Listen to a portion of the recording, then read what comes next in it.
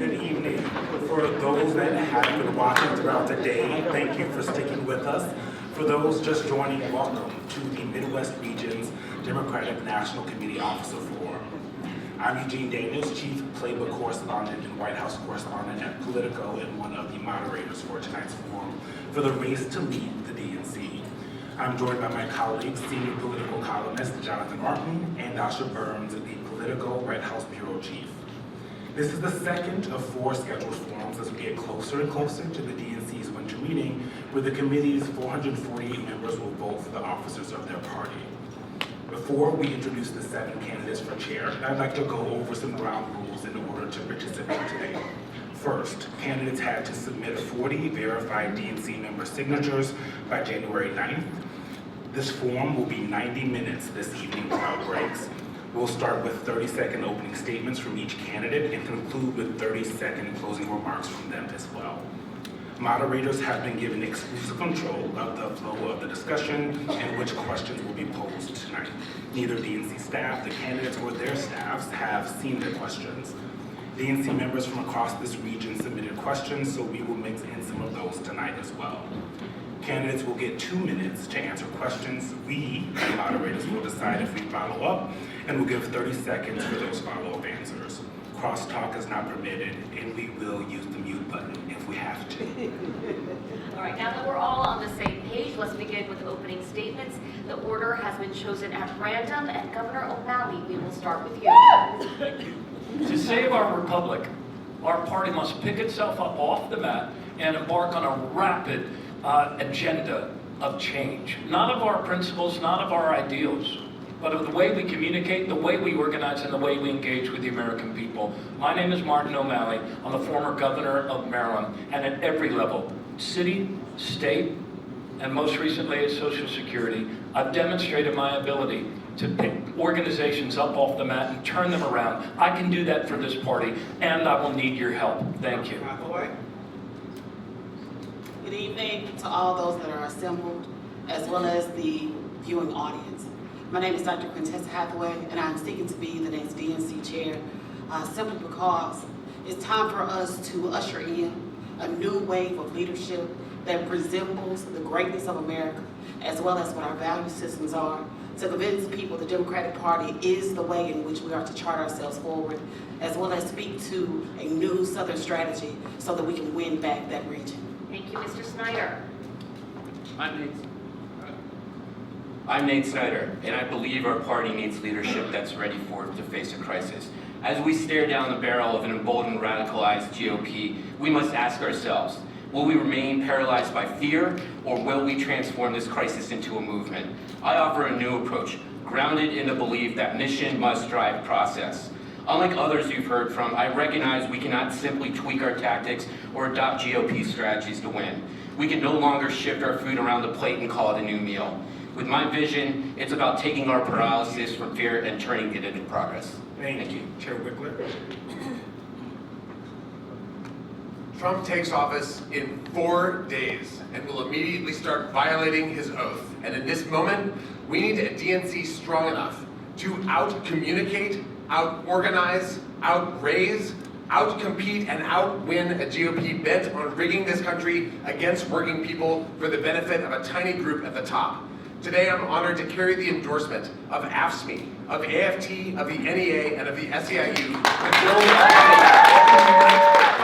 Thank you so much, Chair Martin. Thank you for having us tonight. I'm Ken Martin, the chair of the Minnesota DFL. Everyone has their why they do politics, right? Mine is the improvement of people's lives. My mom had me, her first kid, when she was 15 years old, raising 4 kids by herself by the time she was 20. I was the first kid in my family to go to college. I didn't go to an Ivy school, I went to a state school in Kansas. I don't rub elbows with billionaires or Hollywood elites. I rub elbows with working people in union halls, on picket lines, at civil rights marches, and at protests. I'm running for chair because that's what the next DNC will look like when I'm the next chairman. That's what we're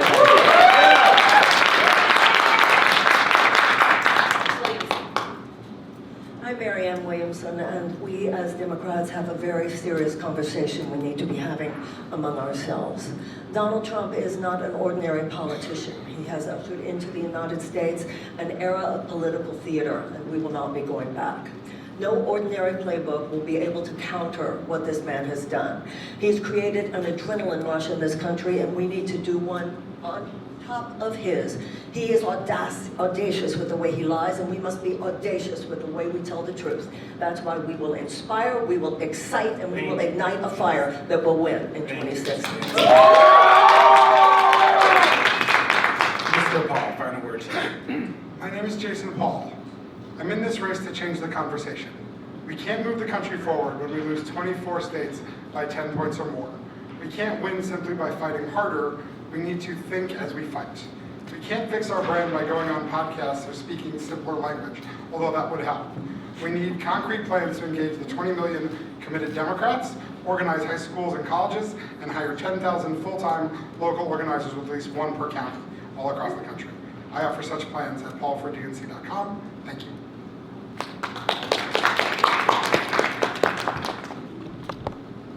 Well, the first question I have is, why are all of you guys here? Why aren't you down the street at the Future Forward chair race or whatever the next iteration of the big Democratic super PAC organization is? Because they seem to be more relevant than the DNC these days, those outside groups that have a lot of money. So I guess what I'm getting at is, how do you make the DNC chairmanship big again? How do you get back to the days of people like Bob Strauss, who were larger political figures, Ron Brown? How can you make the DNC what it used to be going forward? We'll start with Ken Martin. Well, first off, it's going to take someone who knows how to win again, right? And what I mean by that is, in my time at the Minnesota DFL, we have a track record of winning elections. I'm 25-0. And in order to do anything to actually make a difference in people's lives, you have to actually win. You have to build power. But it also means that we change our tactics. For us to get all those donors back that are funding Future Forward, we have to change what we're doing. Because the reason they're not investing in parties, whether it's state parties or the national party, is because they don't believe that we're effective. And we have to give them a sense that we have a plan to win. That's what I did in 2010 when I came in as the chair of the Minnesota DFL. We had just come off a historic loss. A 50-year historic loss where we lost a 40-year state Senate majority. We lost the state House majority. We barely won the governorship. We lost the longest held congressional seat in America, Democratic congressional seat in the 8th district. And what it required at that moment, when finger pointing was high, when name calling was high, when stakeholders were leaving the party, is it required a leader to bring all of our stakeholders together, from donors to elected officials and candidates to our party leaders and activists into the room. You see, the job of a party chair is to get everyone in this party, in this big tent party of ours, into the same boat, rowing towards the same direction, towards the same goal. And part of that is giving them confidence that you have a plan to win, not just now, but for the future, which is why I have a 10-year vision on how we actually win again. And that's what I'll do on day one when I'm chair, is bring all of our stakeholders together. Do a post-election review, figure out what happened in this election, then put a plan together to put us on track to win again. That's how you go big, by making sure people have a sense that you know what the heck you're doing because you've already done it. I rebuilt and turned around the Democratic Party in Minnesota, and we haven't lost since, and that's what's going to bring people back to the fold. Thanks, Chair. Governor O'Malley. Governor O'Malley. We don't have 10 years. I've rolled out a 100-day plan to jumpstart our heart as a party. Because make no mistake about it, the race is coming up right now in Virginia, in New Jersey, and the midterms coming up in 2 years are going to determine whether or not we have a republic on the other side of what we've done to ourselves now for the second time. We have to make changes, and one of those big changes that I've heard from everybody is, and this is from the people of the governing body of the DNC, the most common complaint I hear, nobody listens to me. And you know what? There were a lot of people at their kitchen tables all across Detroit and Baltimore and other places in America that felt like we weren't listening to them either. And so they stayed home. Or some of them hit the refresh button, because when we said to them defending democracy, what they heard was status quo. And they're not happy with the status quo. We don't have 10 years.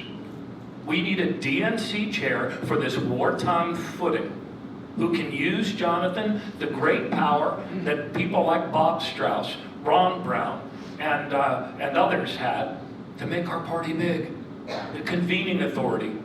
And that is why in my 100-day plan, within the first month, I will convene in every region of our great country, state chair and county chair forums, so we can listen to each other.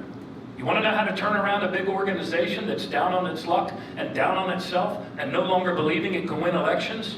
It begins by listening to people. Talk to the people on the front lines doing the work. Thanks, Governor. They'll tell you. Dr. Hathaway?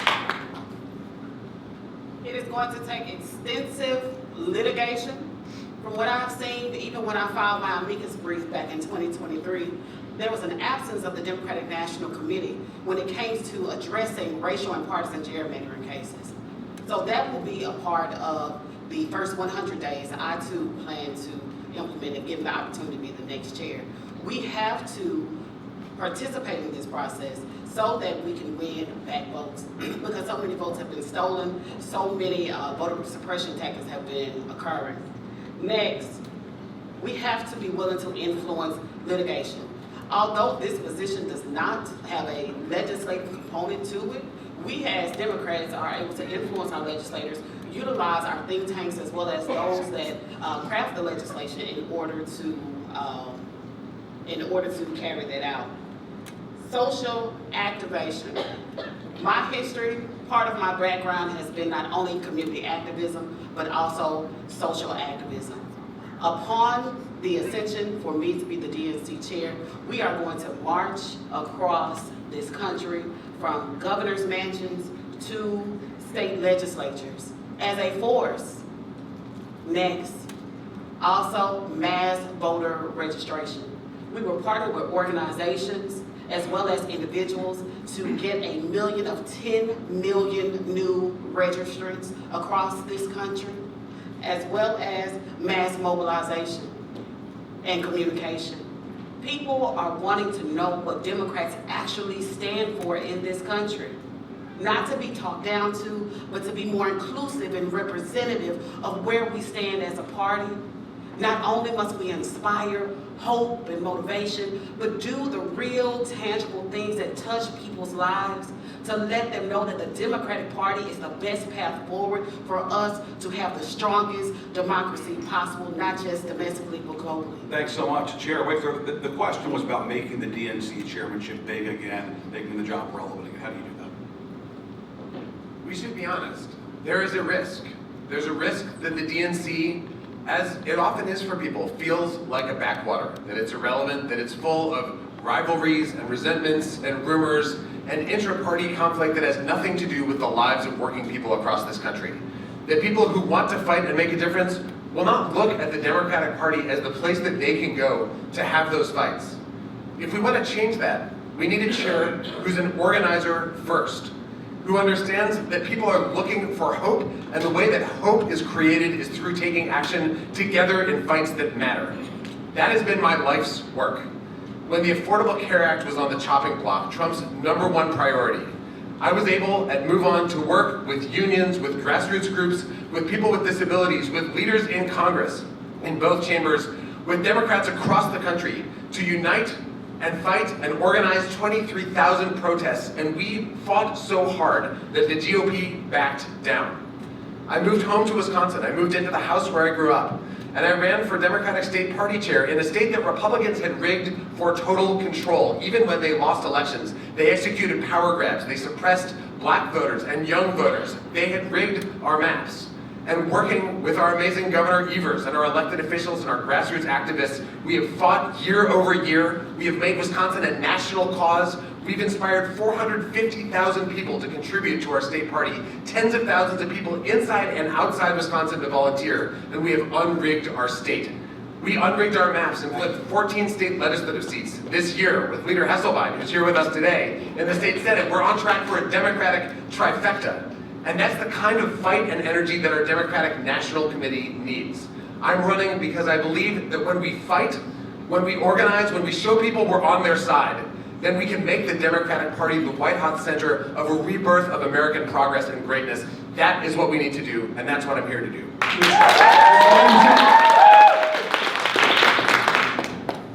I'm not here. Thank you. I'm not here because I'm loyal to the Democratic Party or to the chairmanship of the DNC. I'm here because I'm loyal to the United States of America, to our democracy, and to our Constitution.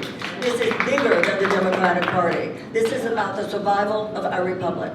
I recognize what a threat Donald Trump is, and I recognize that in order to meet that, we have to throw out the old playbook.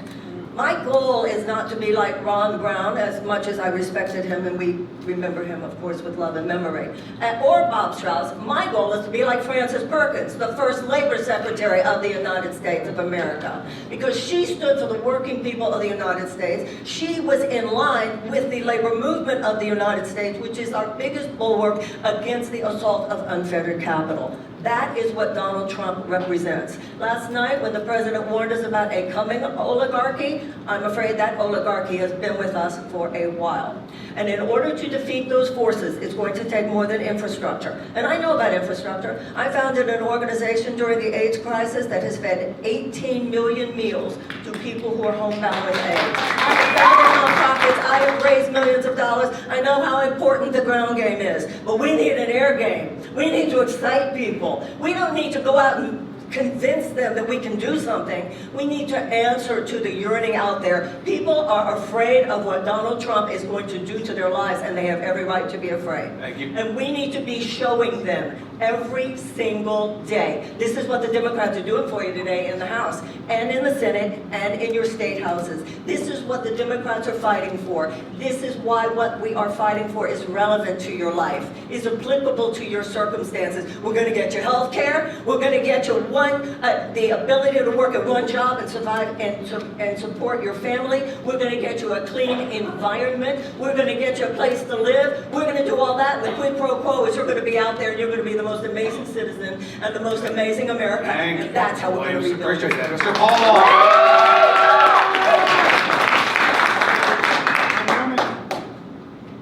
I'm running for the entire ecosystem. I'm not just running to be chair of one institution. You talked about Future Forward, you talked about our super PACs. It's one giant big ecosystem, and I'm running to hopefully be as in charge of all of it as I can be, because I've been a part of that ecosystem at all levels of it, from local parties to the para-party of outside groups to, sort of being a thinker on these subjects. That is why I'm running. But I think the most important thing the Democratic Party can do right now is return to a path towards empathy.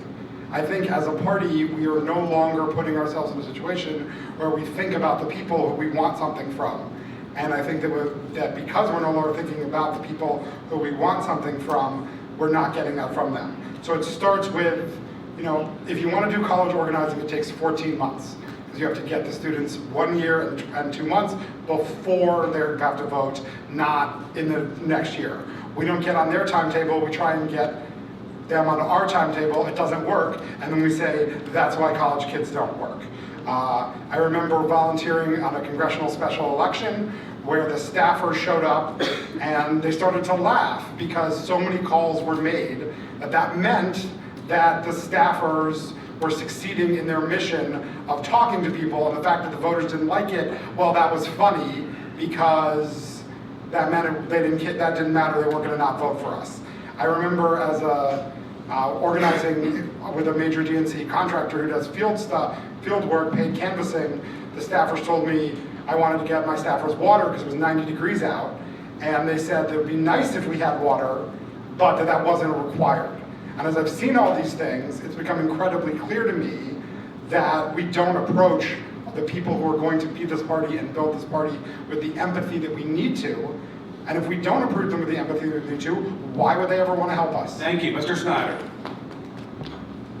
Well, first, about the question about going back again to anything, I think that belongs with another party. I want to look forward and not go back to that history. So, I think one of the things that we really need to do, and while we're talking about, yes, while largely I agree we need to do all this organizing and we need to find the model that works, I think we need to go a step further, and that is inward. Look, I come from national security. I came from years combating domestic terrorism. I came from years of dealing with mis and disinformation. And we heard from President Biden just last night an avalanche of mis and disinformation is headed our way. Asymmetrical threats. And yes, an emboldened right that is going to come after us in our communities, and we're already seeing it. So we can't do more of the same. We need to fundamentally change on how we look at the threat, how we address it, and transform the party into a modern organizing machine that, yes, use cutting-edge technology, yes, uses new analytics, but until any of that is possible, we need to look inward. And I've listened to DNC members as I've called across the country.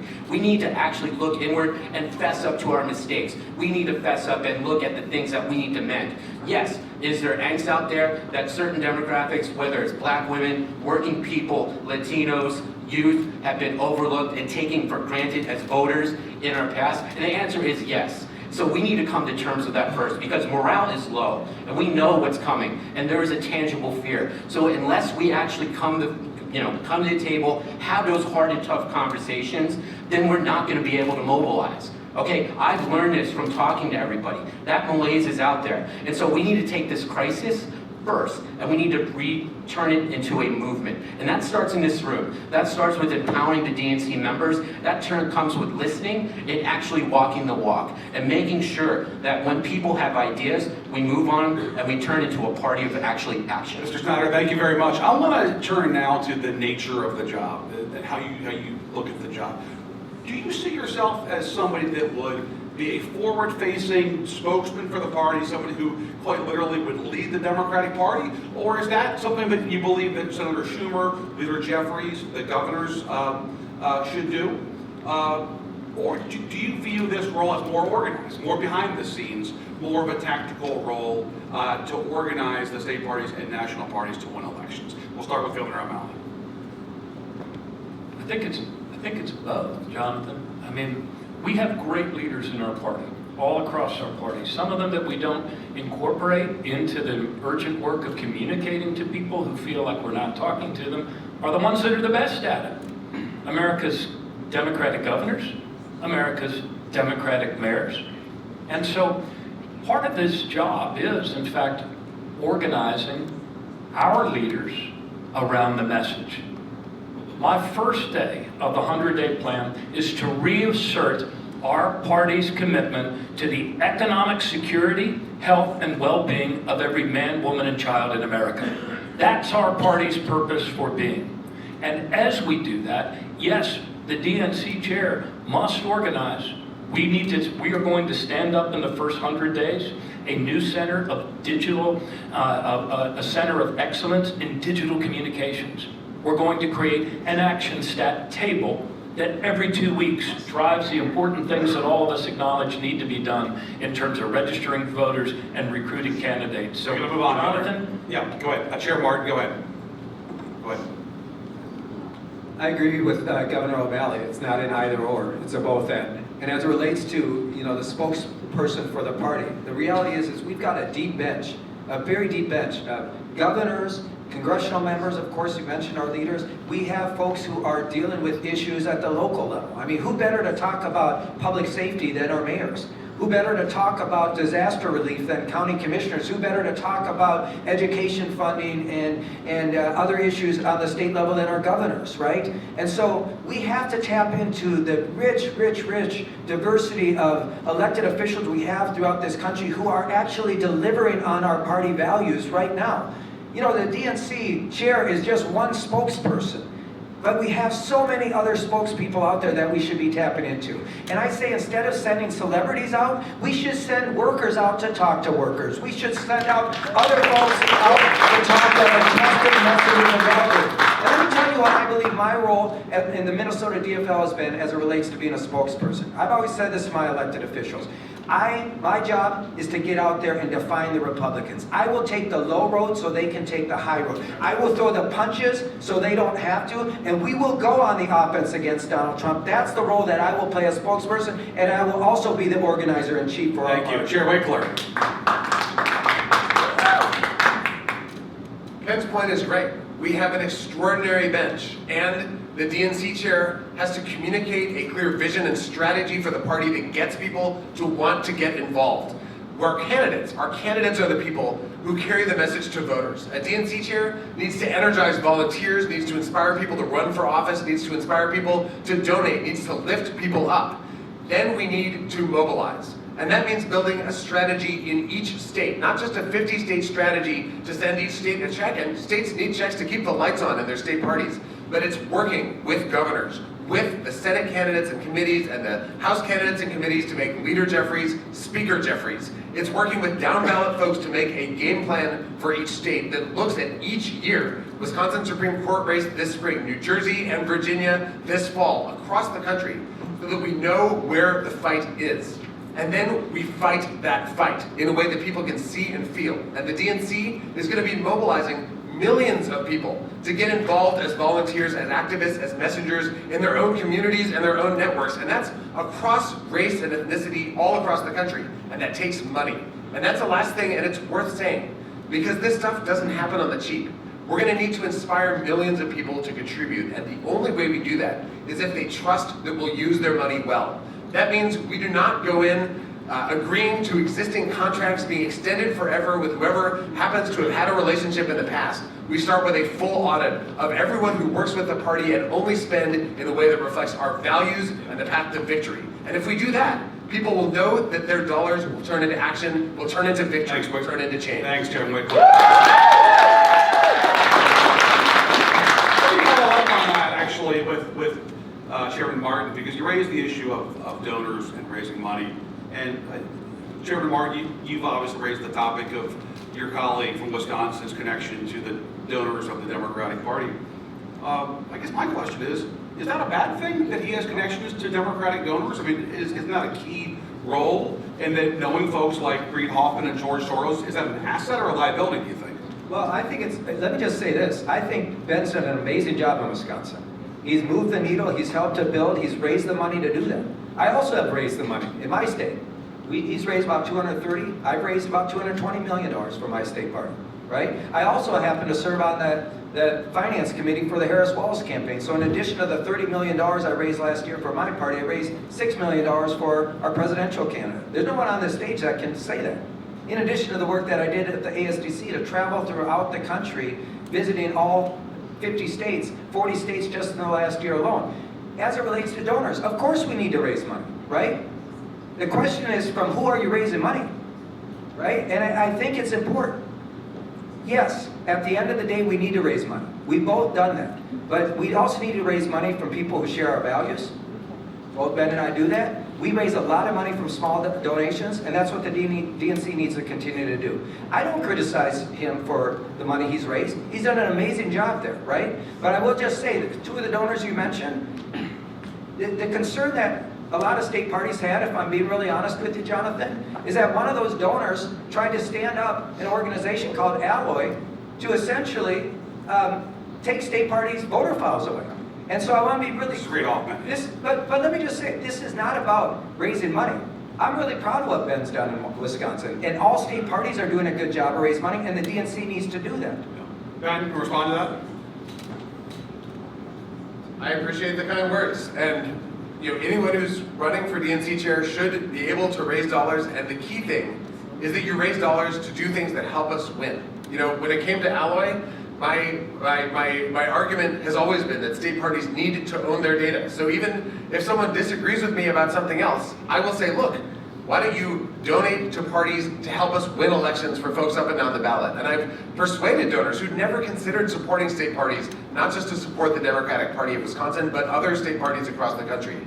The way that we've raised more money in about half the time in Wisconsin relative to Minnesota, or I believe any other Democratic state party in the country, is by taking fights national, by making the case across the country that if you chip in, and for 450,000 people, it is small dollar contributions. I believe more than any other Democratic state party in the country again, that if you chip in, then fights about things that you care about to your core, that we can make the difference by stretching every dollar and making the biggest difference we possibly can. That inspires people to get involved. That makes people want to spread the word and be proud that they were involved in that fight. And frankly, a lot of the time when you donate to a Democratic campaign or cause, it doesn't feel that inspiring. It feels a little bit like, oh my gosh, I clicked that link.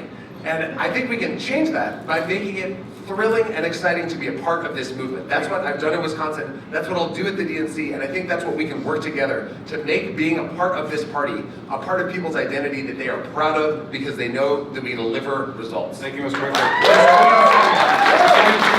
Let me bring you in here on a broader question. Is the point of the party, do you think, to be fair to all candidates or to win general elections in the fall? Damn right, it's to be fair to all candidates. And when we are not fair to all candidates, we are going against our own bylaws. For instance, the bylaws of the DNC are that the party would not be deciding who the candidate should be. We should be the Democratic Party. The role of the party is to facilitate democracy, not to engineer it or to manipulate it. That's number one. Given the fact that we do not have the White House, we do not have the House, and we do not have the Senate, the DNC has a very, very important role this time that it doesn't always have, and that is to be the spectacular megaphone for the Democratic Party. The governors are busy in their states, the senators are busy in the House, in the Senate, the House people are busy in the House. What I would do as the chair of the DNC is help the American people connect the dots and see the larger story of this country and where the Democratic Party fits in. The Democratic Party has swayed from its moral mission. We have lost our prophetic voice. We have strayed from the traditional values, and that is, more than anything else, advocacy, unequivocal advocacy for the working people of the United States of America. I want to make the story of our party as it is being lived on any given day real for people. We will use new media. We will create new media. We will be in every precinct. We will be in every county. We will be in every city. We will be in every state. We will take all this money that is concentrated, the money and the power, in the hands of a few people in Washington and the consultancy class. We'll push it out. The consultancy contracts will go to local communities, and we will be on the ground, and we will be talking to people who hurt the most. I'm more interested in the people who can't make it on just one job. I'm interested in the people who are selling their plasma in order to survive. I'm interested in the people who are so underinsured or uninsured that they are putting GoFundMe pages on the internet for life-saving operations for themselves Thank and you, their Ms. Williamson. children. Dr. Hathaway. We have to get back to More defined by being fair to all candidates or winning general elections in the fall? Could you restate the question, please? Is your vision for the national party more shaped by being fair to all candidates or winning the general election? Which is more important to you think? I think we are not segmented out to just simply be those two things, but a combination of both. We have to win primary elections, as well as have a host of candidates to recruit, as well as put them up to running primary elections, as well as win general elections sweepingly across this country. That is going to take a substantial amount of work. We need an army of volunteers that are willing to do the work, as well as an army of lawyers. I cannot emphasize that enough. Litigation is going to be one path forward in order for us to re-attain power and for us to win court cases that break the bounds of racial and partisan gerrymandering in this country. Seats have been taken from us at local, state, and federal levels because of racial and partisan gerrymandering. When it comes to the litigation piece, when we pass as a party, local, state, and federal, and enshrine into law the John R. Lewis Voting Rights Advancement Act and the Freedom to Vote Act, that will position us as a party to not just lead every 2 years or 4 years, but 14, 40 years, a long-lasting Democratic Party. That is what I envision. That will be the expectation if given the opportunity and blessing to be the next DNC chair. We're going to chart some new paths forward to lead as a party, not just today, but into the future. Democrats suffered a serious blow in this election. You've all mentioned it. I believe Chair Martin mentioned that he wanted to do a full review of what happened in 2024. So why don't we start that here tonight? It seems clear that voters around the country wanted change, and the results indicate that voters felt the Democratic Party wasn't listening. Did President Biden staying in the race as long as he did not only hurt the party's chances at winning, but also potentially damage the brand of the party at the same time? Chair Martin, let's start with you. Well, it's an academic exercise. We cannot change the past. So, the reality is all we can do is look back and help us inform the future. And that's what I want to do. There's some people who talk about an autopsy or a post-mortem. Our party is not dead. It's still alive and kicking, right? And let me tell you, we have to learn the right lessons for sure. We need to do that post-election review. But what you said about the perceptions of this party is absolutely right. Last spring, and it should have been the canary in the coal mine, the red flag for all of us as Democrats, and it was missed by so many. For the first time in modern history, the perceptions of the two political parties has changed. The majority of Americans now believe that the Republican Party best represents the interests of the working class and the poor, and the Democratic Party is a party of the wealthy and the elites. That is a damning indictment on our party. That's not who we are. That's never been who we are. And the reality is that perception and feeling, of course, impacted the election because we saw that we lost ground with so many people within our Big Tent coalition who moved away from our party because they don't feel like we're fighting for them anymore. Let me tell you what, it's not a problem. It's not a problem of our message. Because in Missouri, this last fall, they voted for a minimum wage increase, a paid family leave bill. They voted for abortion protections, all by wide margins, yet those same voters went down the ballot and voted for Trump and Republicans. It's a messaging problem because they're supporting policies that Democrats champion, yet they're not connecting them back to their own lives and to our party and to our candidates. So we have to fix our brand because clearly people don't feel like we're fighting for them anymore, and part of that is focusing on a working class agenda that gives people a sense that we haven't forgotten about them, and we're going to fight for their lives no matter where they're from, no matter who they love, no matter where they live. We are going to be the champion for everyone in this country again because that's who the Democratic Party is. 30 seconds.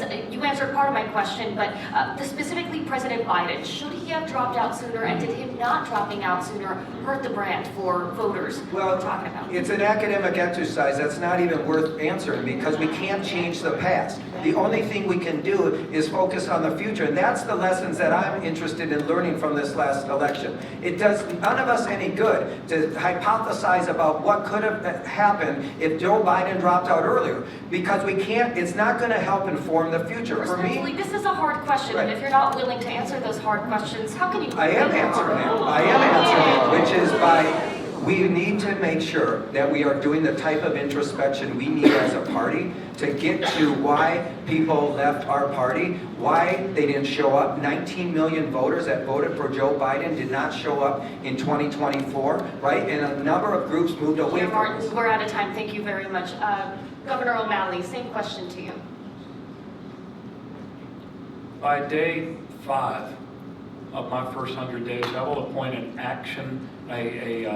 after-action review. I also choose not to call it an autopsy, and I also choose not to engage in your questions, and I'm sure will be something that history books will study.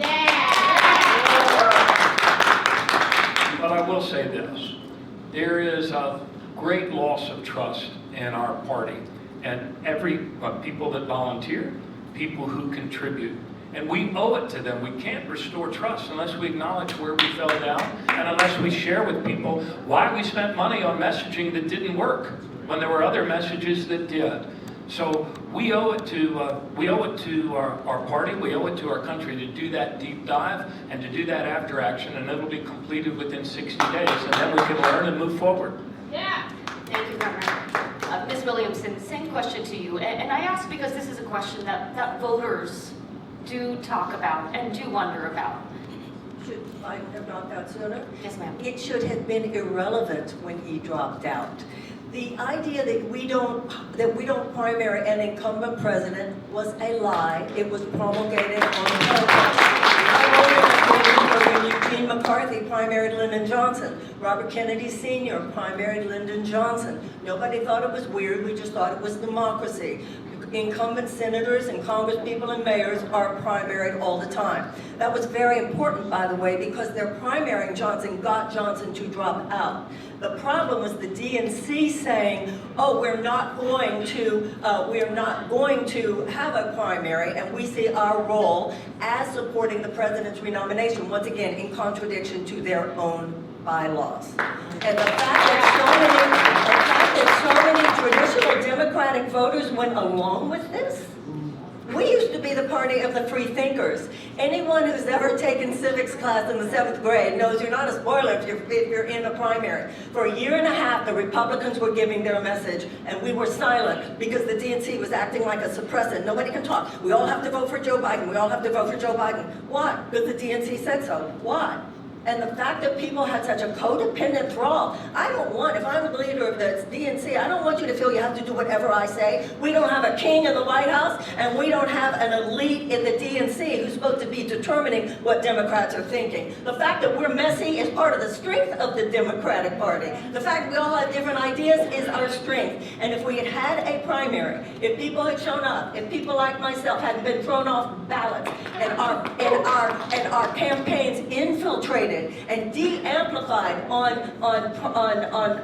television stations such as MSNBC and CNN, where if you're not there, the Democratic electorate doesn't even know you exist, then we would have worked it out. The Democrats would have worked it out. We would have spent a year and a half. What are we going to do to beat Trump? What are we going to beat Trump to beat Trump? The Democratic Party, by suppressing that primary, opened the door and let Donald Trump. Let me ask those on the stage here.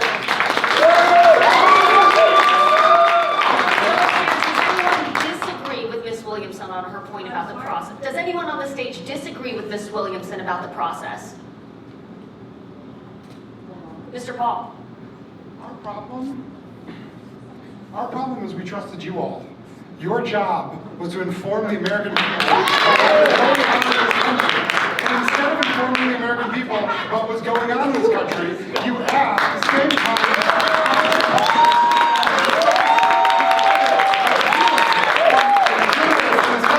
Joe Biden did a good job as president, he got good things done, and none of you ever said it, because you wanted to ask, what's wrong with Joe Biden today? What's wrong with Joe Biden today?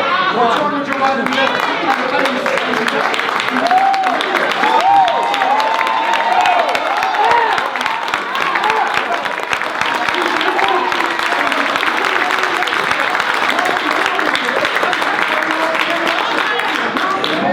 I'm sick of it, I'm sorry. That's right.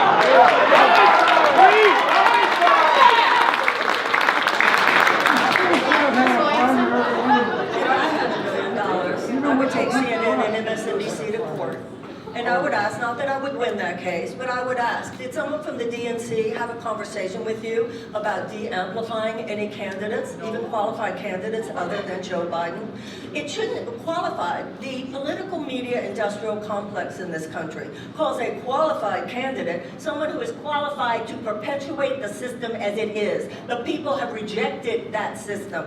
Qualifications have been determined by James Madison. If you were born here, if you're 35 years or older, and if you have lived here for 14 years, you were qualified. I'd also like to add that myself, not a political insider, that is my qualification. That's the good news, not the bad news. Somebody move on here. Mr. Wikler, let me ask you this. Do you believe Biden should have been the nominee? And do you think that the process, what that Ms. Williamson is criticizing, was the wrong way to do this thing? I will say, we're 4 days away from Trump's inauguration. And we can disagree about all kinds of things about the past, but the fundamental question is, what do we do now? And what we need to do is we need to unite and fight for working people against an administration that is going to try to divide us and rip us all off. Now, we're going to have a primary in 2028. And my commitment as chair, and I hope everyone's commitment, if any of us is elected chair, is to have a process that gives everyone a fair shake, that gives everyone a shot, that is neutral from the perspective of the DNC, so that it is voters who are making the decision. And as we set our primary calendar, I don't think a DNC chair should be putting their thumb on the scale. I think we should ask DNC members to hear states out as they make their case, and we should set a calendar that gives everyone a chance, chooses a winning nominee, and honors our traditions and our coalition. That is a decision the DNC has to make going forward because we don't have a time machine. The other decision we have is whether we lie down or whether we stand and fight. And that is the decision that we need to answer with an affirmative battle cry because the battle is about to be upon us. Over this spring, we have Wisconsin Supreme Court election. We have special elections in Florida to fill Matt Gaetz' seat and Elise Stefanik's seat. We're going to have a series of local elections and special elections across the country. And if we organize as a Democratic Party, if we expand the circle of people that we work with and communicate with, if we show up on all the places where people never heard from us, because we lost the most from the people who never heard from Democrats in this election, if we do that work, then we're going to start winning elections and we're going to build a party that people can see themselves in. That is the challenge. That is a forward-looking challenge that we have to answer, and that is the work that we need to be doing as we do that after-action review to inform a battle plan that allows us to win and make a difference in people's lives.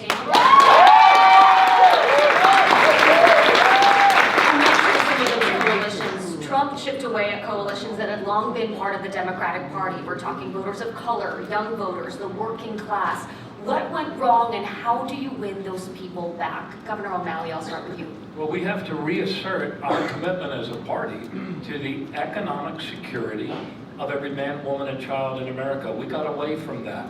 That's why people felt, you know what the common denominator was in all of the groups? It was that they were feeling the pinch of an economy where inflation was going up faster than their paychecks. And so that's what we need to get back to. That's the unifying theme. But that alone is not enough. We have to meet people where they are at.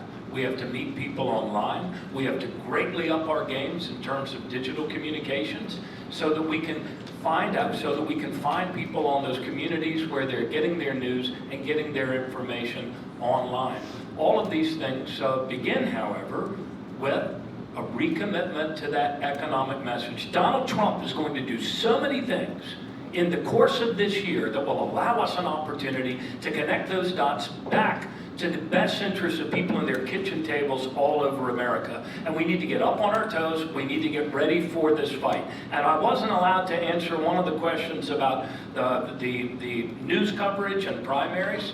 We have to assert in the next elections, the next presidential elections, we have to grow a backbone as a party and no longer allow the entertainment industrial complex to assign time in contested primaries.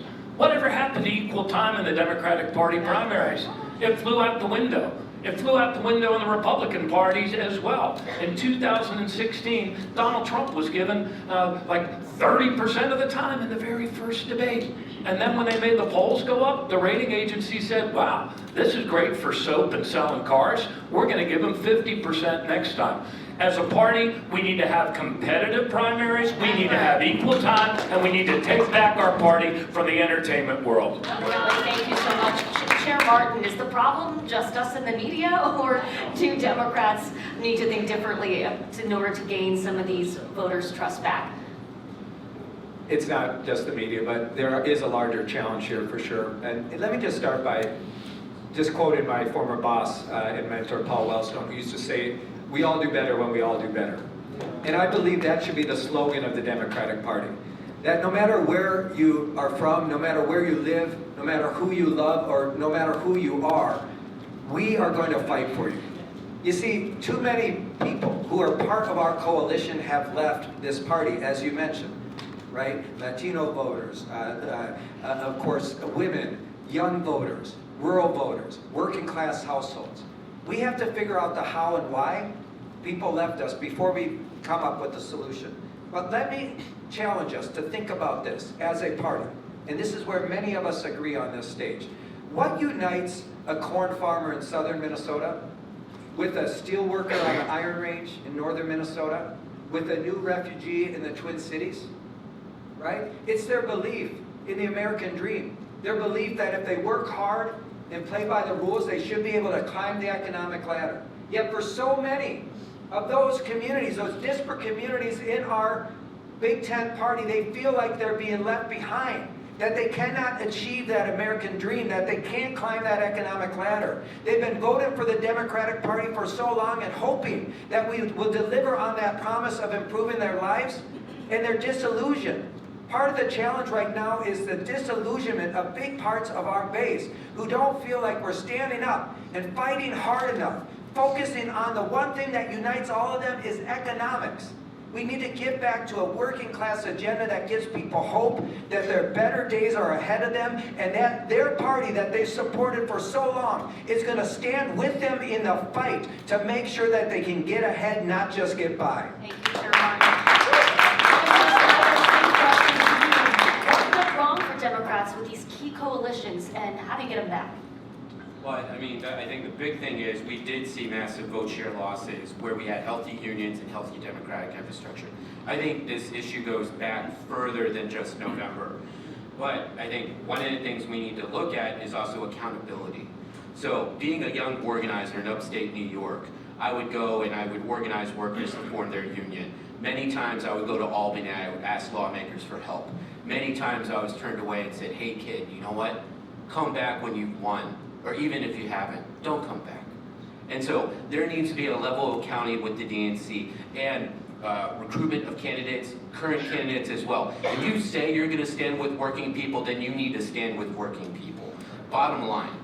Another thing that goes into this as well is we need to reimagine our politics as well. Being also a campaign professional as well is there are many times, and we all know this who've worked and organized, yes, we look at spreadsheets, and yes, maybe we've become too good at winning spreadsheets, but not necessarily winning voters. We already silo people into different columns. We already separate them. And what we need to do in regards to working families is come with that overarching message of upward mobility, making sure that we're showing up in the fight. And that's a big thing, also showing up. We're in Michigan. I know they're having fights right now in Lansing to try and push legislation at the 11th hour. They have the advantage of the governor's office and both houses. And yet, still, they are running into issues when literally members are not showing up to vote. And what does that say to working people? That says that you're not doing your job. That says you're not fighting for me. And so we, again, accountability, showing up, meaning it, candidate recruitment, and then also sticking true to our values. Because if we don't, then we're just not going to be able to reimagine this coalition, rebuild, and then build the trust that has been lost. Mr. Snyder, thank you. I want to talk about men.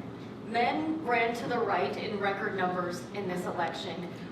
Why are men turned off by the Democratic Party? And I want to start with you, Dr. Hathaway, because I know you've talked specifically about the Democratic Party's relationship with black men. America is becoming blacker, browner, redder, yellower, and less white, period. And the most loyal constituency and voting bloc of the Democratic Party is African American women and African American men. That's right. Their interests must be spoken to by not just the candidates that are present at this table, but us as a party holistically. 92% approximately of African American women voted for the vice president in this last election. 80% of African American men voted for the vice president in this last election.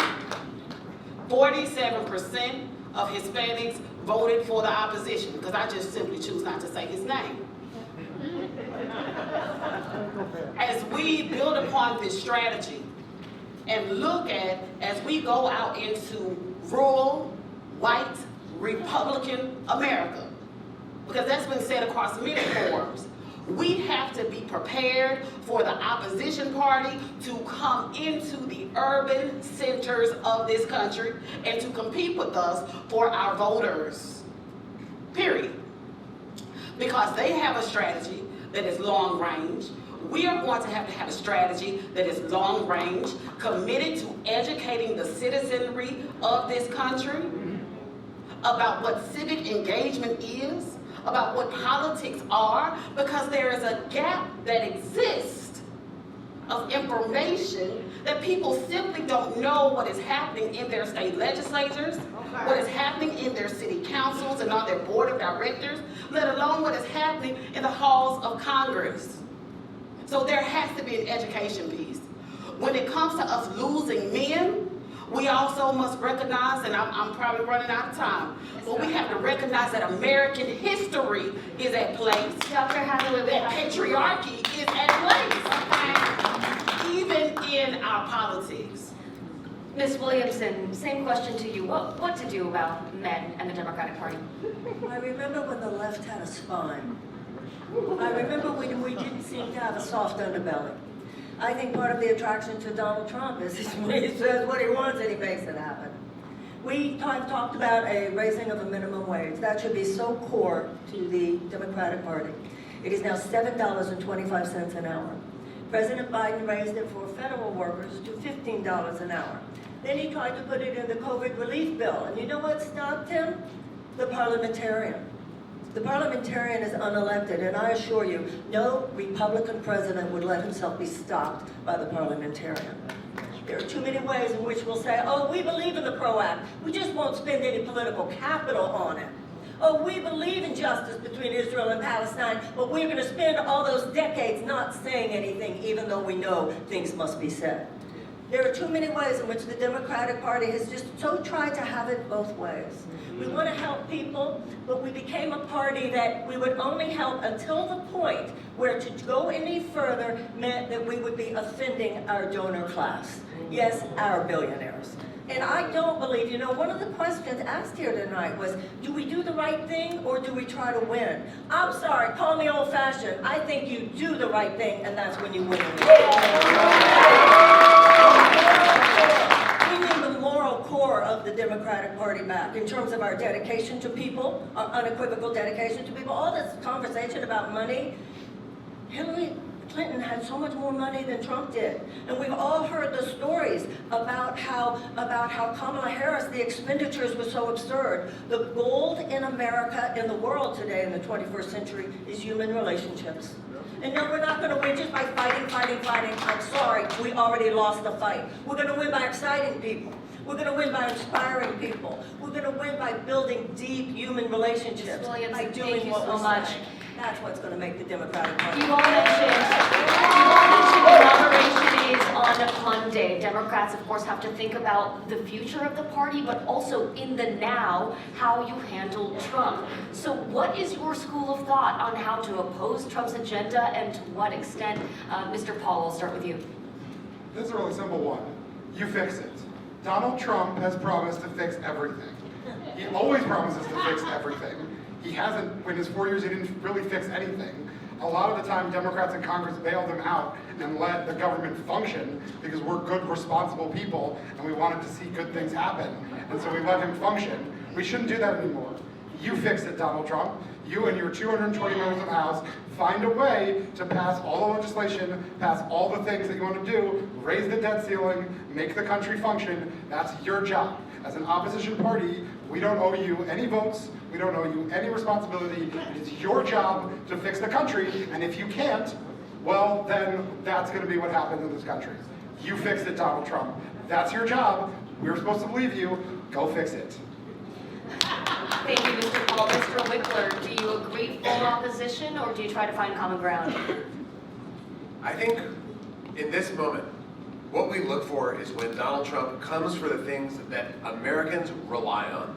When they come for Social Security, when they come for our health care, when they come for education, we know that Donald Trump is going to betray his core promise to working people across the country because he's betrayed every promise he's ever made in his entire life.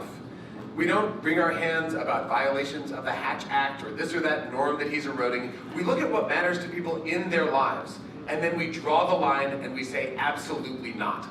When we fight on the things that people actually stay up at night worrying about, then we win trust. When we have those fights in a giant public way, then we show people that we're fighting on their side. There's a reason why unions are historically popular, more popular than they've been in decades.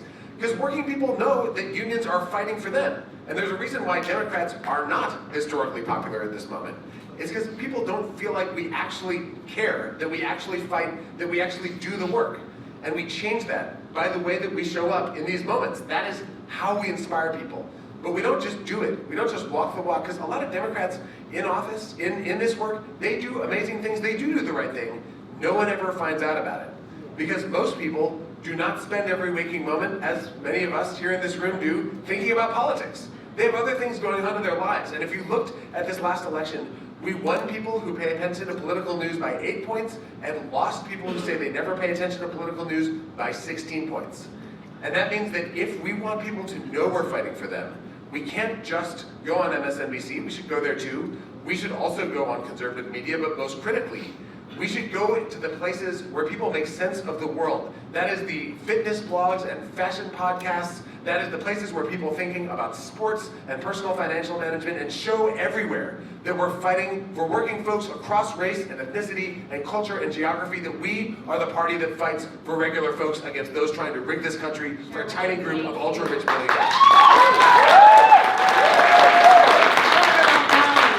Full resistance mode, or are there things you think Democrats should work with Republicans and Trump on? I believe the narrative arc has to be, for the next 2 years, to connect for the American people, especially the hardest working people in America, that the actions that Donald Trump is taking is undermining their desire and their hard work to get ahead. I think that has to be the narrative arc. And we are going to be given so many stories, so many things that he is going to break. So yes, and Social Security might be the first one, allowing prescription drug prices to rise again.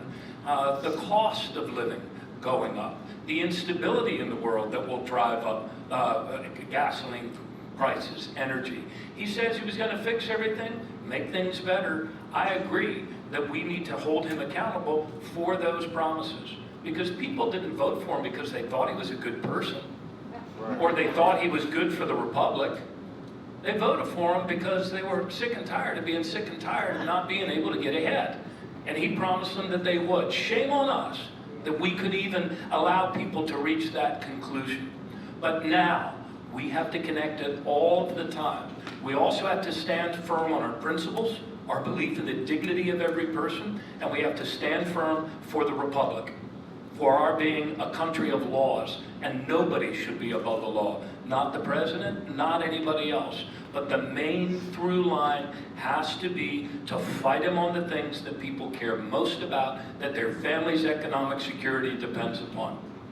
Governor Malley, thank you. Mr. Snyder. Well, I think this is where my experience in national security comes into play. What we're talking about is an asymmetrical threat here. So yes, largely, not only being the biggest grifter ever, he is a large distraction. He is distracting us from what's happening on the ground. And so we need to really focus on what's happening at the ground level. We're already seeing shenanigans happen in North Carolina, where there are those who are also emboldened by Trump, playing with votes, holding up court confirmations, and that is going to continue to happen. We're also seeing Proud Boys, 3%ers, and Oath Keepers running for offices. Okay, what's going to happen after January the 6ers are pardoned? Okay, they're going to come home. What are they going to do? They're likely going to run. And so while we are focused on Trump, yes, I think it should be a resistance. We need to focus at the local level, because if we don't, and they get their foot in the door in politics at the local level, we all know what happens. If you get elected dog catcher, you keep on moving up. You keep on moving to the city council, and then we're going to be dealing with these folks for years. Not just a cycle or two, but years. And so yes, we need to resist at the local level. We need to reach everybody. And going back to your question about young men, one of the things that we didn't do is contest that space. Yes, there was a large issue having to do with misogyny, and that's something we need to face. But largely in the spaces that the Republicans made inroads, non-traditional outlets, at reaching out at machine speed, we didn't have an answer. And so that's one of the things that we also need to look at, and also look asymmetrically. Fight with digital information, build those relationships, build analytical centers, and then yes, resist when we need to, but we can't lose sight at that local level, where we're going to be facing a much bigger threat. Mr. Snyder, thank you. Eugene, I'll throw it to you. Thank you. We want to get into what the next year really has the most power on, and we've kind of dabbled around it a little bit, the future of the party.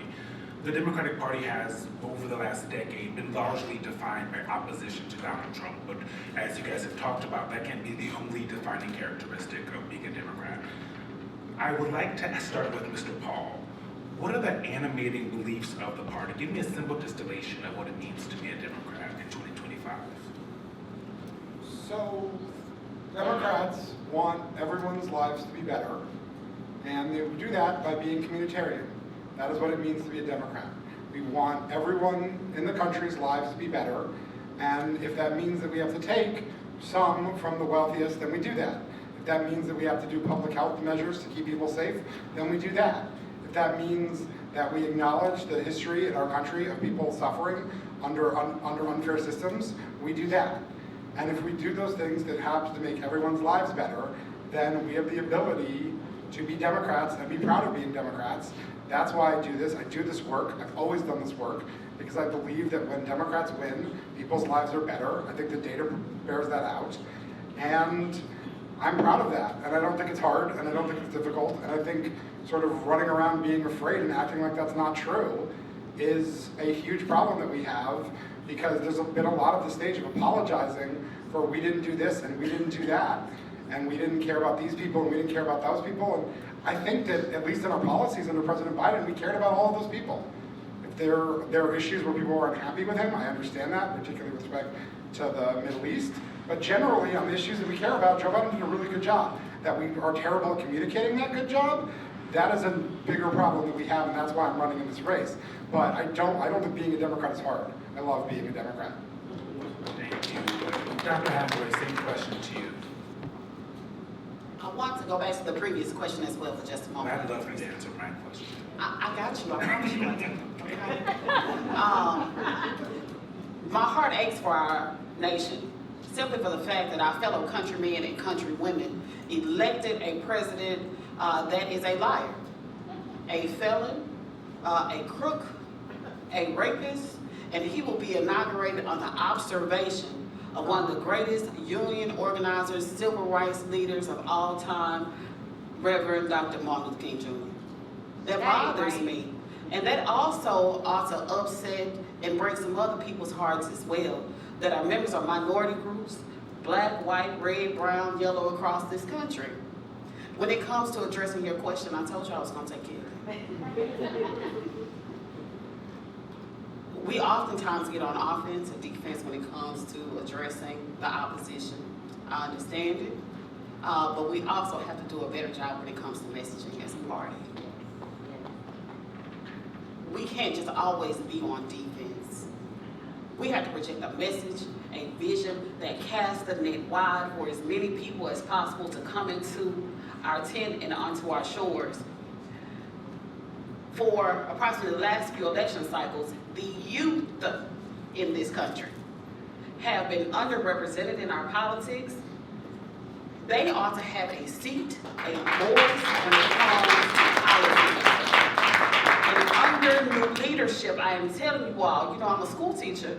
That's what I do every day. I know the power and potential of the youth. My students inspire me every day. When we draw them in, listen to their viewpoints and their agenda, they will take off with lightning speed. They just need some direction. I think that is indicative of the entire country. I believe that on any given election, we can have sweeping waves of democratic power and policies that mirror the best and greatest of America. We just have to project such. Thank you. Yeah. Mr. Snyder, the same question to you. What are the animating beliefs of the Democratic Party in 2025? 2025. I think, a lot of this is we got to go back to our core. And again, this goes back to, like I said, redefining our politics, not only just to be more inclusive, but yes, to Dr. Hathaway's point, also being uplifting. I think there was a solid point here in regards to youth. When I talked about previously being ready for that new battlefield, I think we need to uplift youth leaders to take the charge there and drive and also teach us how to navigate that new environment. But I think going back on your question on sort of what is it to be a Democrat? We always, I think here, agree it's to be for the working person, for the little guy. And maybe to get a little poetic, it goes to what's on the Statue of Liberty. Bring me your tired, your poor, your huddled masses yearning to be free. And yet, that message has become pretty convoluted. And we've done this again because we look at how are we going to get a win in an election? What do our spreadsheets tell us? Where do we need to get a bailout? Where do we need to go and say, you know what, I need money for the campaign and I need bodies to knock doors. Hey, unions are gonna bail us out. Working for unions, working for SEIU, tired of being the ATM machine. There needs to be a level of accountability. It also goes to communities of color, we were talking about. Oh, where do we go? Let's talk to the Latino community, maybe 3 weeks out. No, that's gotta stop. And so, how do we bring that back? By going to these communities, rebuilding that trust, showing up, and actually having a conversation, but also more importantly, listening. Once we listen, we'll know and we'll see. It's those issues about putting groceries on the table. It's about education. It's about upward mobility. And the Democratic Party needs to stay true to those ideals. And like I said before, it needs to show up and fight at every single level. Thank you, Mr. Snyder. The Democratic Party often prides itself on being a Big Tent, focused on defending, you've talked about it, protecting vulnerable groups. But there's a school of thought within the party after the election that the focus has come at the expense of losing other constituencies within the party. Governor O'Malley, I want to start with you. How do you balance the two? How do you make sure winning elections doesn't come at the expense of marginalized groups? Yeah, I am not one of those that subscribes to the theory that we drove voters away because we were always talking about transgender issues. It was those guys that were running those ads. We could debate whether or not we could have been more effective in responding to them. But this we believe as Democrats, that there is dignity in every single person, that there is dignity in work. We believe that we share a common good and that we must help each other if we are to succeed. This is what we believe as Democrats, and that is why our highest priority is the economic security, health, and well-being of every person. You know, Donald Trump's twisted talent is tapping into the fears that we have of tomorrow. That's the twisted talent. Sometimes we've fallen into the trap of trying to scare people more about Trump than Trump already is scaring them about tomorrow. We need to remember that we're the party that tells one another that we have nothing to fear but fear itself.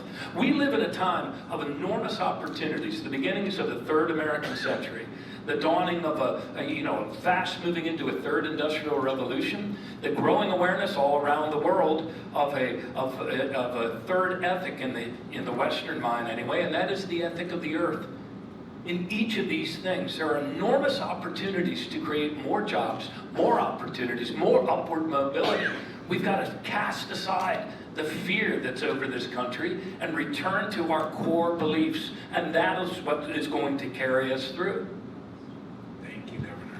Mrs. Williamson, same to you.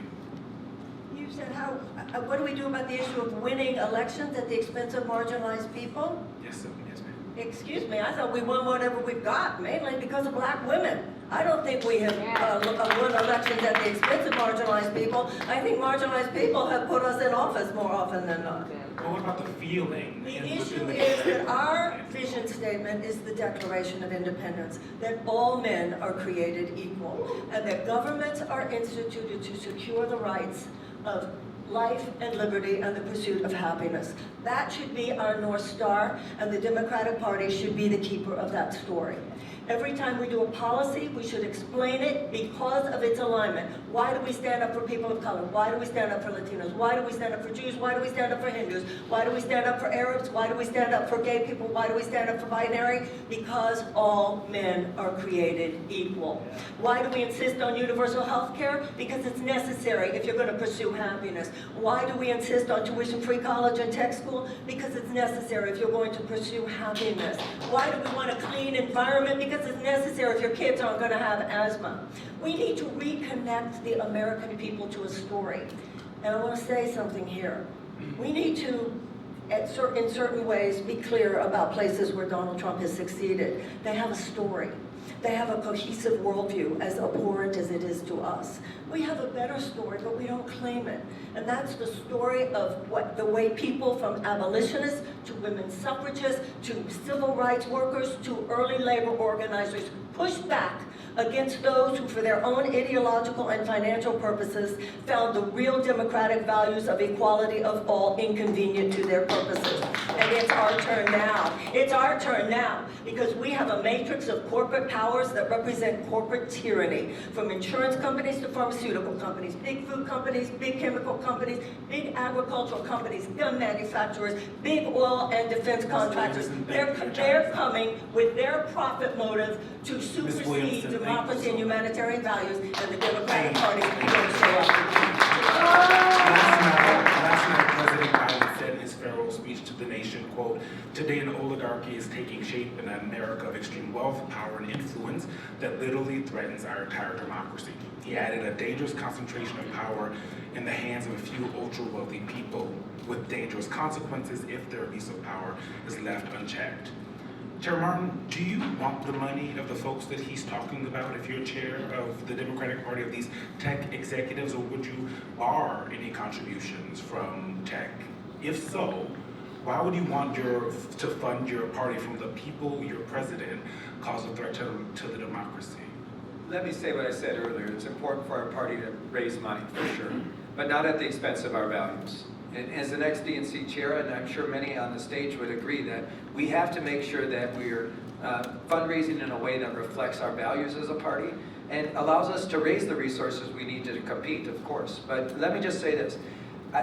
There are a number of billionaires in this country that have no interest in helping the working class in this country. The idea of an oligarchy, the idea of the billionaire class and others essentially, ruling this country, the president's absolutely right. We are heading down a path that we haven't seen ever. And we have to, as a party, stand up and fight back. And part of that right now means that we have to be very clear who we are. Whose side are we on? Are we on the side of our donors?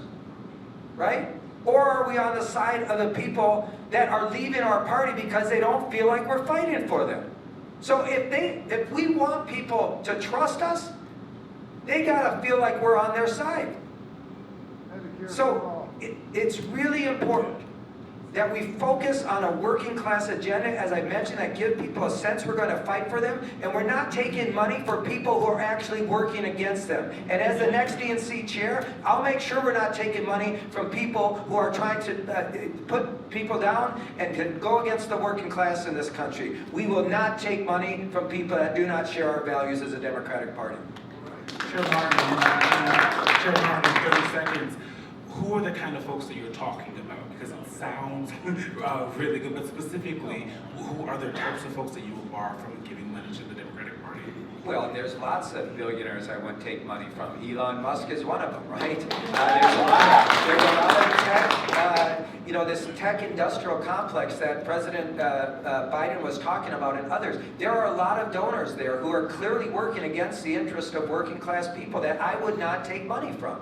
There's too many to name. That's the problem in this country right now, right? The top 1% in this country who control so much of the wealth, right? Who are lording over this country right now, we shouldn't be taking their money. Now, don't get me wrong. There are a lot of good billionaires out there that have been with Democrats who share our values, and we will take their money. But we're not taking money from those bad billionaires.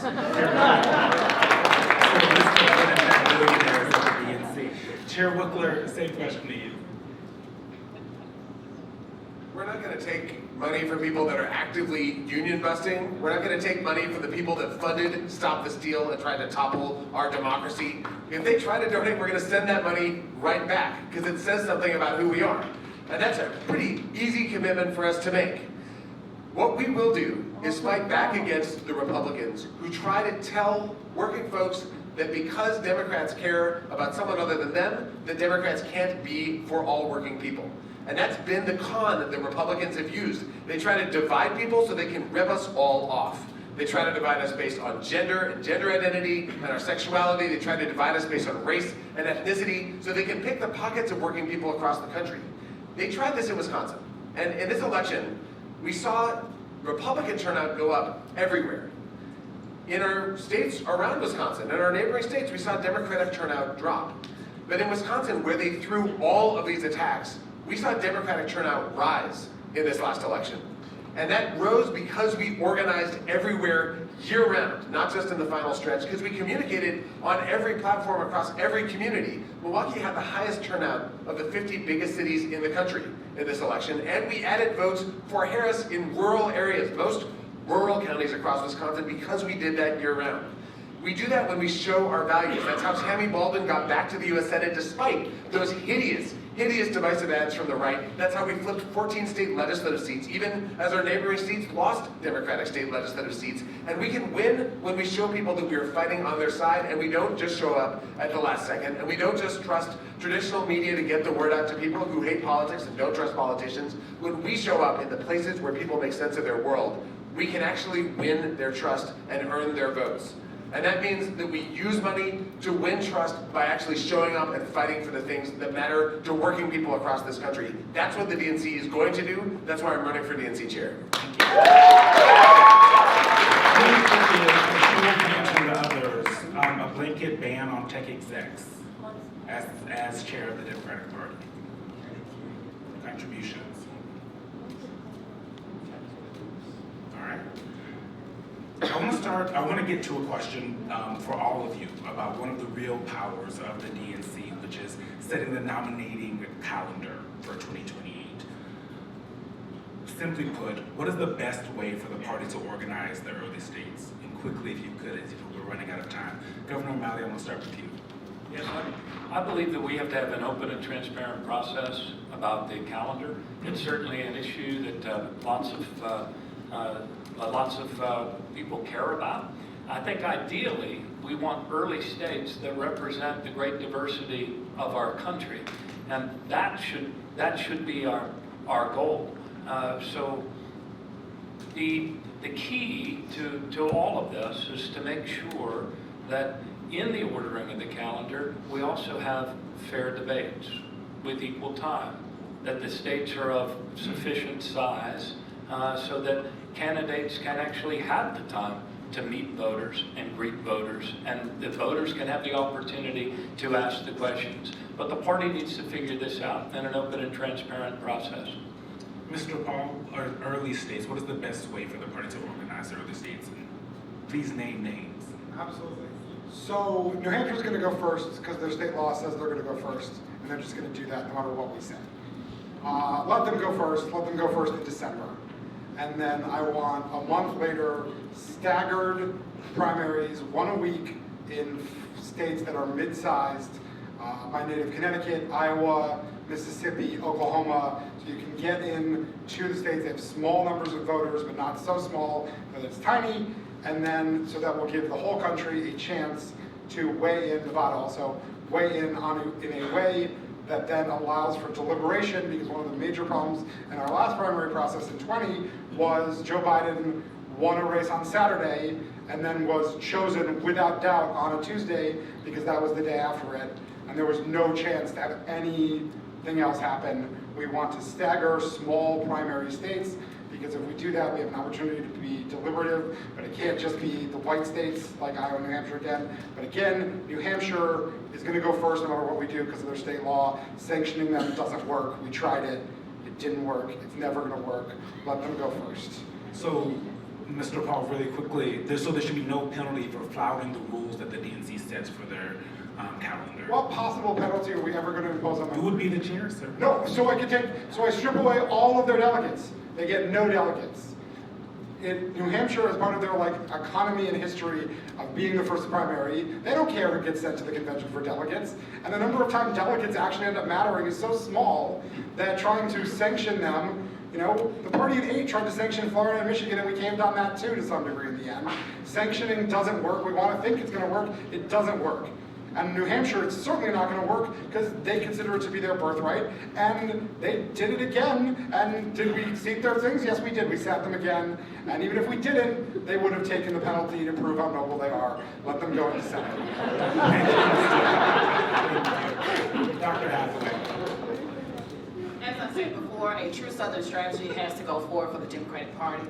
It was smart for the current DNC to shift its first primary to South Carolina. They have done the grassroots work, the organizing and mobilizing work in the African American community as well as other marginalized, vulnerable groups in order to bring more people to the table. We have to begin to treat each day like it's election day. Mass voter registration, mass mobilization, social activation each and every day in order for us to rebuild and strengthen this party. What that looks like is us going immediately into the South. If Iowa is going to be the first caucus, then we ought to retain South Carolina as the first primary and sweep across the South in an intentional, deliberative manner to win back the South. Then we can work on a calendar. The executive committee, all those involved with the DNC, the Democratic leadership overall, will work together in order to formulate the calendar for the rest of the states. And we ought not wait until Super Tuesday to determine where the wave is going for our presidential candidates. We have to do the hard work now to prepare, vet an individual or individuals that will be representative for the 2028 election, as well as consider the most recent vice president to be a candidate for the 2028 presidential election.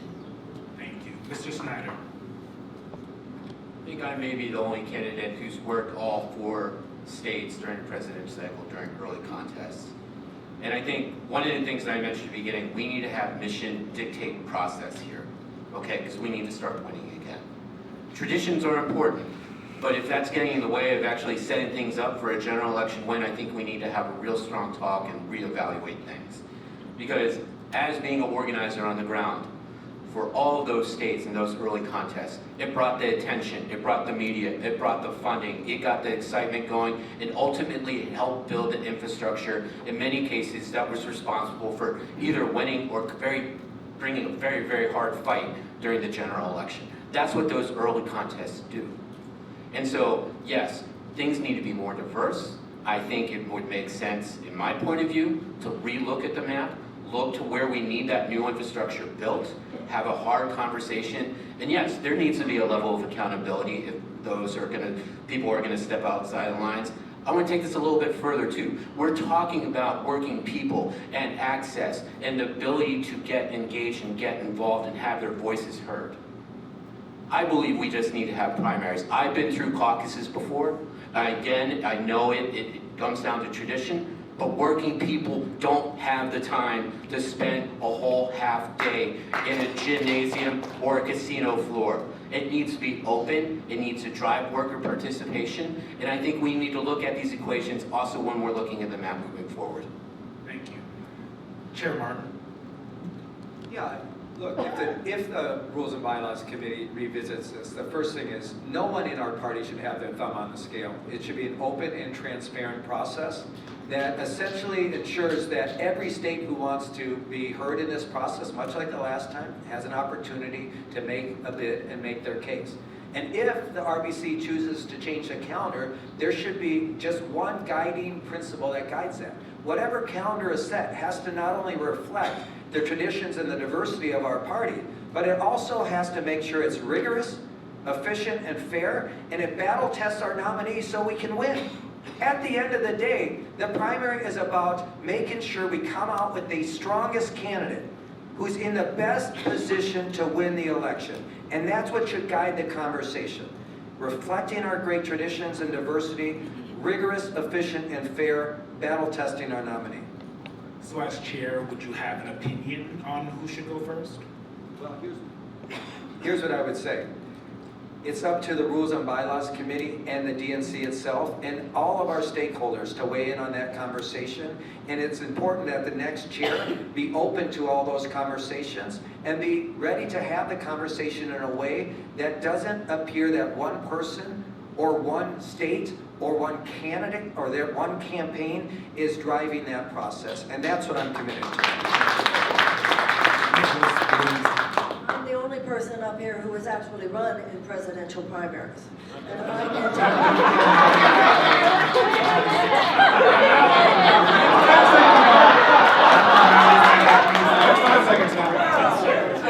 I ran in all 4 of those too. The time had been allocated equally in those debates, we might have spared ourselves Donald Trump. I apologize. I am the only one who ran this year. And I can assure you that this conversation about a calendar is a complete deflection from the dirty underbelly of what really goes on in presidential primaries, what went on in 2024. This wasn't about the calendar. I know there's racial diversity in South Carolina. There's also economic diversity in New Hampshire. States should not be pitted against each other in this primary process. The real problem goes back to the money. And by the way, I want to point out that the DNC, the Democratic Party, started taking all this corporate and big money in the late 70s, and that's when our moral authority started dripping away. Reid Hoffman, Mr. Reid Hoffman, recognized here as the good billionaire because he's ours, he shares our values. He gave $2 million to the write-in campaign for Joe Biden in New Hampshire this year, while the rest of us are scrambling for our $3,300 maximum donations. Most people do not realize that the way these things happen is that the secretaries of state say to the head of the Democratic Party who's on the ballot. And people who have tried so hard, such as myself, such as Dean Phillips, etc., what happened was that in quite a few states in this country, the Democratic Party chairman said, Joe Biden, and the people said, the secretaries of state said, well, what about that woman, Marianne Williamson or Dean Phillips? And he said, oh, nothing to see there, nothing to see there. It was the state of Massachusetts that overrode that, and the Secretary of the Commonwealth put me back on that calendar. So let's not, if I am the chair of the DNC, it's going to be about the ethics. It's not going to be about the calendar, it's going to be about the ethics, and every state party chair will know none of that shenanigans. We don't do that anymore. Those are the old days, and yes, we do have to clean up the past. We have to take in how much of our failure came from this, because the American people saw that. The American people didn't like it, and I do believe it's part of it. Thank you, Ms. Williamson. In 30 seconds, though, the calendar is a vital part, setting the calendar is a vital part of the job of the DNC, and you as chair would be a part of that process. It seems like there should not just the feelings of how people feel about the situation, but also the actual. I know how strongly Iowa felt when they were gone, and I know how strongly South Carolina felt. I know how strongly New Hampshire felt, and all the states matter. And it's once again making it all about the calendar of who goes first. Everyone matters. It's what's happening that matters, and that calendar conversation is used as a deflection, so people won't notice what's really going down with people being put off ballots and so forth. I just want to be fair to all the states. Every American matters. That should be our creed. And we shouldn't have states feeling like they have to be competing with other states. Thank you very much. Chair Wikler, you're last on this question here.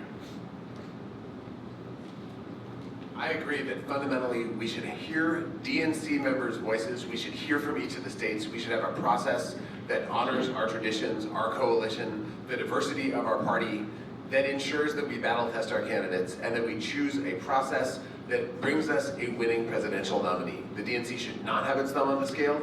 We should give every candidate a fair shot, and we should make sure that as we go forward, after the primary, everyone knows that we have picked the strongest candidate and then unite around that person to be able to fight and win. It's a pretty simple commitment, and I think it's one that we need to honor as we do this work. And in the process to get there, we need to become a supercharged party that has built the on-the-ground capacity around the country for the next presidential nominee. Because by the time this primary is over, if we've not done that work for the next 4 years, it will be too late. What we've done in Wisconsin is to build a presidential scale campaign before we have the nominee. Before we have the nominee in 2020, we had hundreds of organizers in our state party organizing and communicating across Wisconsin, and then we never shut it down. For the last 4 years, we've had the biggest on-the-ground, year-round organizing program of any state. We've had the biggest communications operation, social media footprint of any Democratic state party. We have kept going, and that's how we've won race after race in a state that was rigged for total GOP control. And that, to me, is the question in this DNC chair's race. We're going to have a presidential race in 4 years, but what do we do between now and then? And that's why I think we need a chair who comes from a purple state that was rigged to be red, not a blue state where we've won every election years going back before the current chair. We need it in a state where we were on the ropes and we fought back year after year. We've won year after year. We've unrigged the state, and now we're poised to win a Democratic trifecta. That's Wisconsin. That's the kind of candidate that I am in this race, and I think the Republicans are going to try to rig the country, and we're going to need a fighting party that is ready to unrig it so that we can win in 4 years and beyond. Thank you, Chair. we are at the end of our forum. Unless everyone wants to stay here for another 4 hours, we could do it. We're excited and ready to go. We'll now hear from each of you for 30 seconds with closing remarks. We'll start with Mr. Paul. So I got my start in Connecticut with Bill Curry's campaign for governor. Bill Curry told everyone that Governor Rowland was a crook. He was a crook. The media shrugged. We lost, and I never trusted you again. All my plans are necessary because everyone is tuned out the mainstream media. And when we do hear you, you only ask gotcha questions. 80% of the questions you asked tonight were, why are you terrible? We have to go around you, whatever it costs. Read my plans, listen to my plans, we can only do this. Thank you, Mr. Paul. Ms. Williamson. A lot of these questions are interesting discussions, but they would be really boring to the average American. The average American doesn't care about this inside baseball stuff. The average American cares about the fact that they need health care. The average American needs education. The average American needs a safer environment and safer food supply. We need to be excitement and we need to be inspiration. We need to be an incubator for things that are really meaningful in people's lives. And that's what I feel that I've done for the last 40 years. I've talked to people about what's really going on with them. And we need a leader of the DNC who Williamson, thank you. use all this talent, Ms. but use it Williamson, mainly thank to you. inspire the American people. Thank you. Well, thank you to all of you for moderating this, and thanks to everyone for being in this room tonight, and to everyone watching at home. Look, my father-in-law is 85 years old. He farms 800 acres of corn and beans and 400 head of beef cattle in southern Minnesota. He voted for Obama both times and then Trump all these last 3 times. When I asked him why, he talked about nobody wanted to come home and farm the land. He talked about driving his wife with Parkinson's 50 miles to find health care. He's got a knot of anxiety in his gut, and he doesn't feel like anyone cares and people have forgotten about him. Chair Martin, thank you. That's why I'm running for DNC, to make sure people like Dave O'Rourke know he's not forgotten, and we're going to fight for him and his Chair own. Martin, thank you.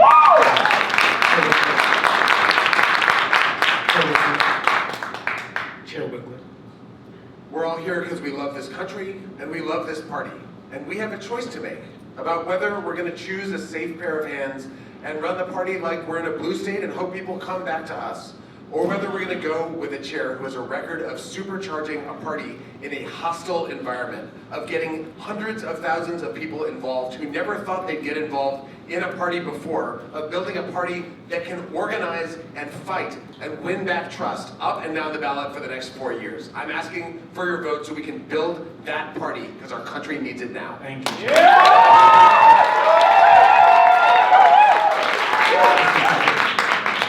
Thank you. Going back to my national security background, we need to learn from our failures and have real tough conversation. That's the only way that we can ascend. So I'm in here to solve a problem. I'm not here to win a job.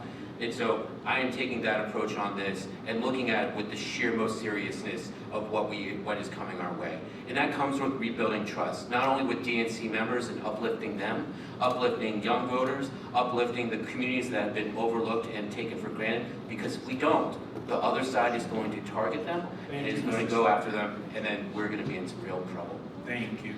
Dr. Hathaway. I'd like to urge the Democratic National Committee and the Democratic Party and all those that love this country, the youth of this land, that we are about to experience a new burst of freedom and a spirit of excellence, where we can arouse this nation to form a more perfect union and to use our most powerful instrument, the ballot. That is how we redeem the soul of America. That is how we establish a moral imagination and produce transformation. Through the ballot, we can make real the promises of democracy and walk down the sunlit path of economic, racial, and social justice. Thank you, Dr. Hathaway. Governor O'Malley, this is you. This is a critical time in our country's history, and I want to thank all 3 of you for being serious journalists and for being here with us. We need you. What our party needs right now is not a caretaker. What we don't need is continuity. We need a change maker. We need a fighter. And we need to fight like the Republic hangs in the balance of our making the changes we need to win. If you're up for it, together I will lead us out of this darkness to win back the House and to win back races all across America. Let's get up for greatness. Yeah! All right, everyone, thank you to those on the stage for engaging with us, with each other, with our audience, with the American people. Thank you to those in the audience for your energy tonight. This stuff is important, this matters, you matter. Thank you, everyone.